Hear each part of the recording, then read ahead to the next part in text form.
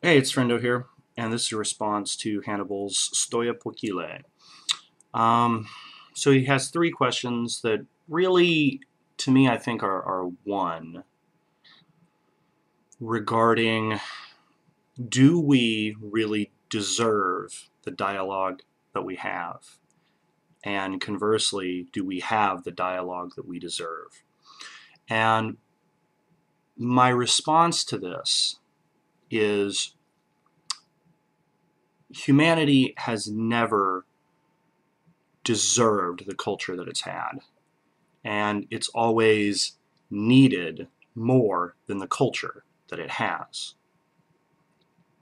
Society is how we overcome our personal limitations. The purpose of language is to communicate with others so that we can do more than we can simply by ourselves. But as soon as you start dealing with other people, you are now responsible for dealing with their perspective, their feelings, their irrationality, their terror, as well as their wants, their hopes, their dreams. And I think that that has been the case as long as we've been modern humans. I'm not sure how far back that would trace, but 50,000 years, 60,000 years?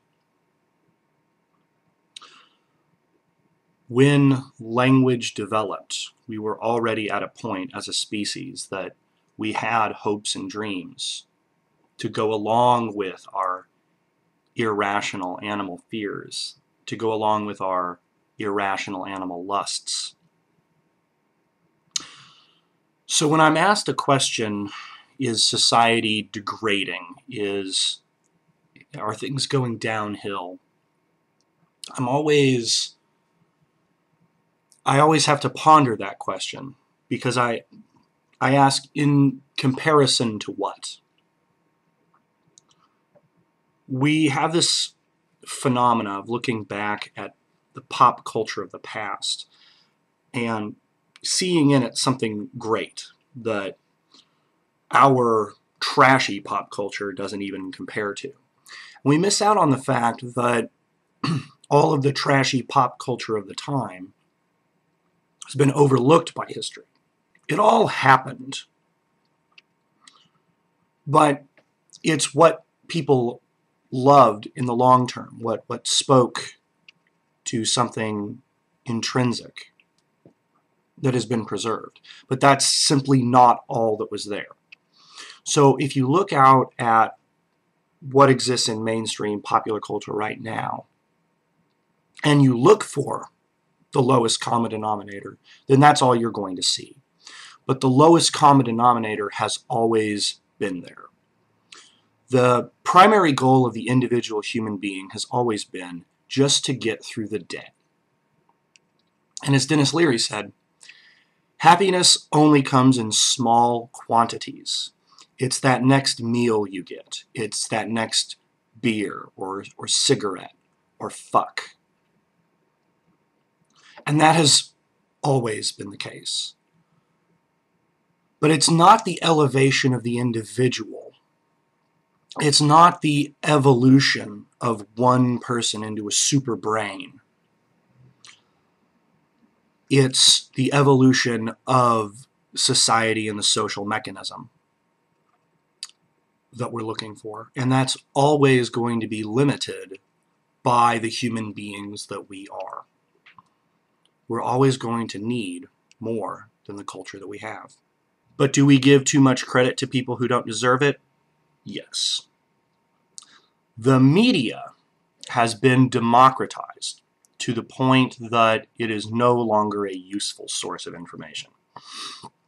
And it has made people skeptical of information itself to the point where people can go on to alternative media, spaces that exist in the internet that never see criticism, they never see peer review, and they confront themselves as intellectually honest and academically sound. And people who have skepticism of information that they find in mainstream media, which is not, I find, very reliable, will go to these alternate sources for confirmation of their bias and their narrative, because they don't know and don't want to know where to go to find better information.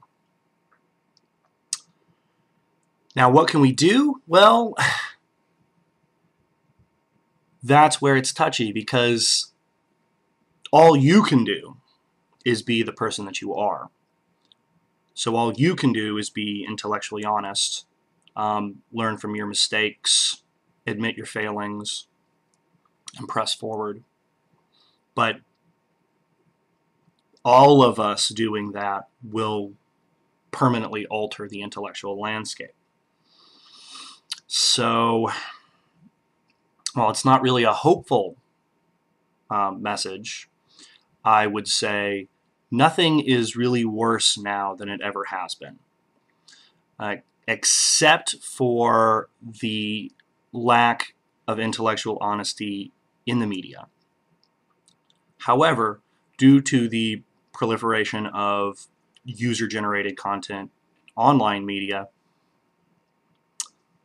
the media, the corporate media, the established media, can be held accountable. But how much penetration, how widespread that accountability goes, is clearly not as far as the media control.